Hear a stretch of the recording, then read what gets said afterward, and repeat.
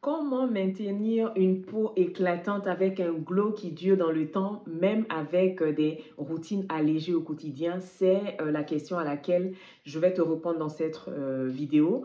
On me demande souvent comment je fais pour maintenir le glow, que ce soit de mon visage ou de ma peau, tout simplement.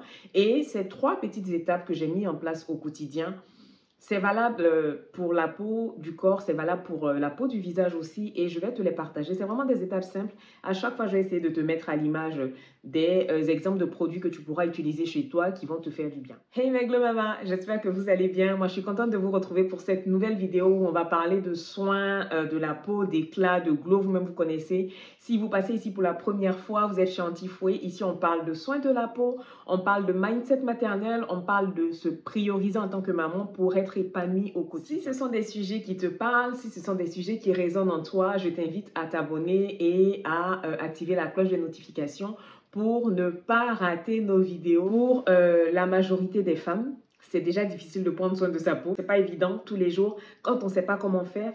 Cette difficulté s'accroît encore plus avec la maternité parce que de un, on n'a plus de temps. On n'a plus trop d'argent à consacrer à acheter des produits tout le temps, à tester, tester, tester sans avoir de résultats. Mais en plus de ça, on ne sait pas forcément comment adapter notre nouvelle qualité, notre nouvelle texture de peau suite à la maternité. Vous n'êtes pas sans savoir que les différents changements hormonaux peuvent avoir une incidence sur la peau d'une maman. Donc aujourd'hui, je vais te partager trois étapes que moi j'ai mises en place depuis 2013 jusqu'à aujourd'hui. J'ai eu quand même le temps d'évoluer, de faire changer ma pratique. Ce que je faisais en 2013 pour retrouver mon teint d'origine quand j'ai utilisé les soins éclaircissants, c'est plus la même pratique qu'en 2024. La pratique de 2024 n'est pas celle de 2023. Donc, on évolue au fur et à mesure et j'aimerais te partager trois points importants sur lesquels j'ai mis le focus pour pouvoir maintenir l'éclat de la peau que tu vois là à l'écran. Alors, le premier geste qui est le plus important pour moi, hein, je le dis souvent à mes mamaglows que j'accompagne, si tu bâcles cette étape-là de ta routine skincare, tu peux être sûr que tu grilles tes chances à 60%. Clairement, je n'exagère pas. Pour moi, le nettoyage, c'est vraiment quelque chose d'indispensable. C'est la base si on veut vraiment retrouver une peau éclatante. Imagine un peintre qui utilise une toile. J'aime beaucoup cet exemple-là. Un peintre qui utilise une toile qui est sale. Son tableau ne va pas refléter vraiment ce que le peintre voulait traduire à travers cette œuvre-là. Et du coup, c'est la même chose pour ta peau. Quand tu nettoies ta peau de façon bâclée, quand tu n'es pas vraiment consciencieux dans le nettoyage de ta peau, tu diminues tes chances d'avoir une peau lumineuse dans la mesure où au cours de la journée, ta peau va accumuler un certain nombre de saletés. La sueur, la transpiration, peau d'échappement, la pollution, tes mains que tu utilises pour toucher ton visage, le maquillage pour certaines. Donc, ne pas prendre le temps de nettoyer ta peau le soir, c'est vraiment diluer même l'efficacité des soins que tu vas utiliser. Tu peux aller acheter des produits hors de prix, des produits de chez Estée Lauder par exemple, mais si ta peau n'est pas bien nettoyée, ça ne sert strictement à rien parce que tu ne vas pas avoir de bons résultats. Donc, c'est pour ça qu'il est vraiment important de te concentrer sur le nettoyage de ta peau. Le matin, tu peux te passer de nettoyage si le soir, justement, tu as bien fait ton nettoyage et que tu as respecté toutes les étapes. Le soir, c'est vraiment important de faire un double nettoyage. Je sais que les gens vont attraper ma veste. Je vous dis ce qui a fonctionné pour moi. Je vous partage mon témoignage. Pourquoi est-ce qu'il est important de faire un double nettoyage? Parce que la matière huileuse que tu vas utiliser en premier va venir attraper toutes les saletés, va venir faire fondre toutes les matières grasses que tu as accumulées sur ta peau. Tu vas retirer et ensuite ton nettoyant doux va venir parfaire le nettoyage de ta peau. Il va venir faire fondre les éventuels restes de matière grasse qui sont restés sur ton visage. Et c'est une excellente façon de préparer ta peau aux soins que tu vas venir appliquer par-dessus. Pourquoi est-ce que le soir, on doit être plus consciencieux dans nos routines? Déjà, de un, parce que ça te permet de prendre du temps pour toi. C'est un moment privilégié pendant lequel tu vas te chouchouter. Mais ensuite, parce que la peau travaille mieux la nuit. La peau, elle est au repos la nuit. Donc, les produits pointus, tes bons sérums que tu vas appliquer, le fait d'avoir bien nettoyé ta peau en amont, ça va permettre à tes sérums-là de bien fonctionner. En deuxième étape, l'exfoliation. C'est quelque chose qu'on néglige beaucoup ou du moins qu'on fait très mal. L'exfoliation, c'est une action qu'on va avoir sur la peau pour pouvoir la débarrasser des peaux mortes. Au cours du renouvellement cellulaire, la peau va venir se couvrir de petites peaux mortes, de peau dont on doit se débarrasser.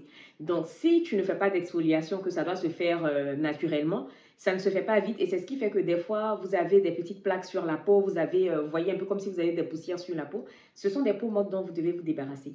Si vous voulez afficher un teint éclatant, un teint lumineux, il faut passer par la case exfoliation pour vous débarrasser de toutes ces peaux mortes-là et surtout permettre de révéler une peau neuve qui va mieux absorber les soins que vous venez appliquer par-dessus.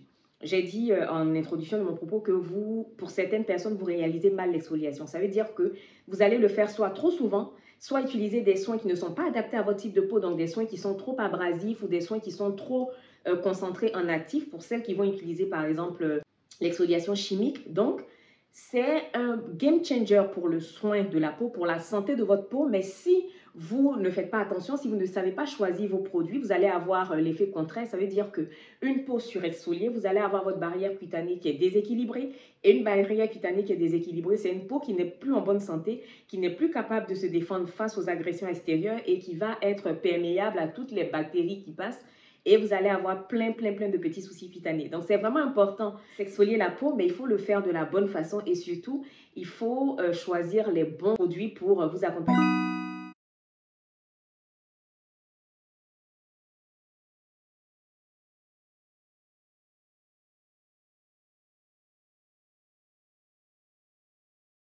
Qu'une peau soit, par exemple, une peau acnéique plus guérie plus vite, il faut la sécher. Vous allez utiliser des soins exfoliants, des actifs, sans jamais prioriser l'hydratation. Alors que dans une pratique skincare que vous devez avoir, vous devez prioriser l'hydratation de votre peau. Une peau qui est bien hydratée, c'est une peau qui va mieux se défendre contre les agressions extérieures. C'est une peau qui sera beaucoup plus souple et surtout, c'est une peau qui va avoir une barrière cutanée qui est béton pour mieux se défendre.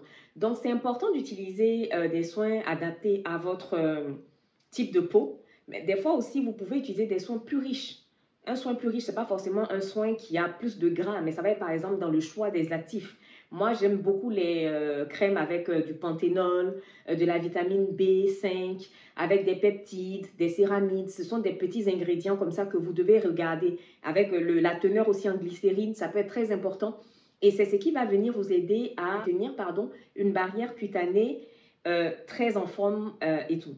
Ensuite, la nutrition, c'est important parce qu'une peau hydratée, si par-dessus, vous ne mettez pas une matière grasse, donc une huile ou un baume adapté encore une fois à votre type de peau, c'est pareil que pour les cheveux. Vous hydratez votre cheveu. Si vous ne scellez pas l'hydratation derrière, vous allez vous retrouver effectivement avec une peau qui est certes hydratée, mais qui ne va pas la garder longtemps dans la mesure où ça va s'évaporer. Donc, il faut vraiment miser sur ce combo-là, hydratation plus nutrition, pour avoir une peau qui est en bonne santé, une peau qui se défend mieux et surtout qui garde son éclat. Donc voilà mes Glow Mama, je tenais à vous partager ces 3 étapes-là qui vont vous permettre de maintenir votre peau en bonne santé. Donc nettoyage, exfoliation, plus hydratation et nutrition. Mais il ne faut pas oublier aussi qu'il y a quelque chose qui est très important, un bon choix de produits, mais aussi la régularité et la patience. Il ne faut pas être pressé. Il faut laisser le temps à votre peau de se renouveler, laisser le temps aux soins d'agir. Sur certains soins, la base pour les soins, c'est un minimum de 3 semaines. Donc, le temps que la peau met pour se renouveler. Quand on est plus âgé, ben, ça se renouvelle plus lentement. Donc, il faut laisser le temps au produit. Soyez patiente et consciencieuse dans l'application de vos produits pour pouvoir avoir de bons résultats. Donc, je suis contente de vous avoir partagé cette vidéo. Si elle vous a plu, si elle vous a appris quelque chose, n'hésitez pas à vous abonner et à liker.